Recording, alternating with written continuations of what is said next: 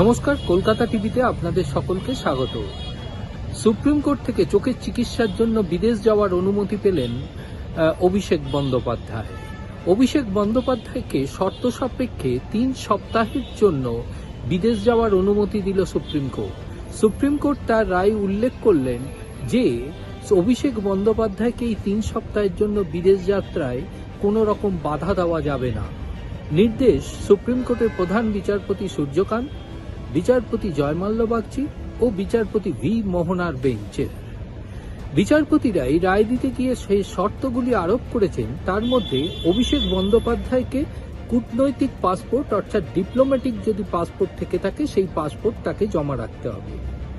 তাকে হলফনামার মাধ্যমে আন্ডারটেকিং দিতে হবে যে তার অন্য কোনো পাসপোর্ট নেই বা তার একটাই পাসপোর্ট রয়েছে।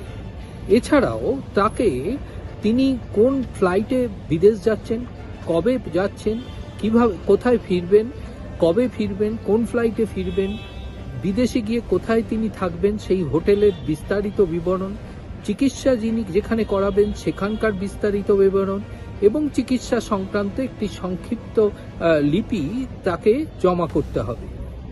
অভিষেক বন্দ্যোপাধ্যায়ের আইনজীবী গোপাল শেখরের অনুরোধ মেনে সুপ্রিম কোর্টের প্রধান বিচারপতির বেঞ্চ জানিয়েছেন যে অভিষেক বন্দ্যোপাধ্যায়ের এই যে বিস্তারিত লিপি সে বিষয়ে কোনোভাবেই তা পাবলিকলি প্রকাশ করা যাবে না, তা গোপন রাখতে হবে সরকারকে। এদিন মামলার শুনানি শুরুতেই অতিরিক্ত সলিসিটর জেনারেল এস.ভি. রাজু তিনি রাজ্যের পুলিশের হয়ে সওয়াল করতে গিয়ে বলেন তারা আশঙ্কা করছেন যে অভিষেক বন্দ্যোপাধ্যায়ের বিরুদ্ধে এখনো 15টি মামলা রয়েছে। এই মামলার তদন্তের প্রয়োজন, তিনি বিদেশে গিয়ে নাও ফিরতে পারেন, এমনটাই তারা আশঙ্কা করছেন। এবং শুধু তারা বিদেশ যেতে মানা করছেন না, কিন্তু বিদেশে চিকিৎসার জন্য যে সার্টিফিকেট তিনি প্রদান করছেন সেই সার্টিফিকেটের যৌক্তিকতা দেখা প্রয়োজন। অপরদিকে অভিষেক বন্দ্যোপাধ্যায়ের আইনজীবী বলেন যে তার স্ত্রী এবং বাচ্চারা এখানে রয়েছেন, সুতরাং এই ধরনের আশঙ্কার কোনো প্রয়োজন নেই। আর তাছাড়া তিনি একজন সাংসদ এবং শুধু সাংসদই নন, তিনি একটি রাজনৈতিক দলের সম্পাদকও বটে।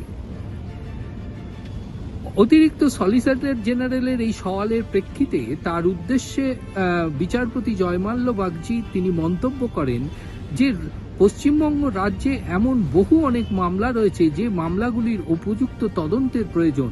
সে ব্যাপারে কোনো পদক্ষেপ গ্রহণ না করে শুধুমাত্র এই ধরনের মামলার ক্ষেত্রে কেন এত তৎপরতা দেখা যাচ্ছে।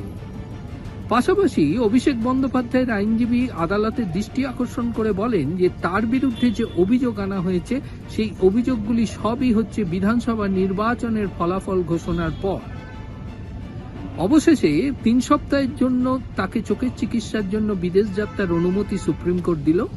প্রসঙ্গত কলকাতা হাইকোর্টেও এই আবেদন জানিয়েছিলেন অভিষেক বন্দ্যোপাধ্যায়। বিচারপতি সৌগত ভট্টাচার্যের প্রস্তাব ছিল এসএসকেএম এ তাকে চিকিৎসক বোর্ডের কাছে হাজির হতে হবে এবং চিকিৎসক বোর্ডের অনুমতি, অর্থাৎ চিকিৎসক বোর্ড যদি মনে করে যে দেশে এই ধরনের চিকিৎসার ইনফ্রাস্ট্রাকচার বা পরিকাঠামো নেই তবেই তিনি বিদেশ যাত্রার সম্মতি দেবেন। যদিও সেই তাতে রাজি হননি অভিষেক বন্দ্যোপাধ্যায় এবং যার জন্য কলকাতা হাইকোর্ট থেকে এই মামলা খারিজ হয়ে যায়। এই রায় দিতে গিয়ে আজকে সুপ্রিম কোর্ট তাকে অনুমতি দিতে গিয়ে মূলত মন্তব্য করেছেন যে চিকিৎসার ব্যাপারে ব্যক্তিগত পছন্দের ওপরেই নির্ভর করে তিনি কোথায় চিকিৎসা করাবেন। ফলে সুপ্রিম কোর্টের এই রায়ের ফলে চোখের চিকিৎসার জন্য অভিষেক বন্দ্যোপাধ্যায়ের বিদেশ যাত্রায় আর কোনো বাধা রইল না।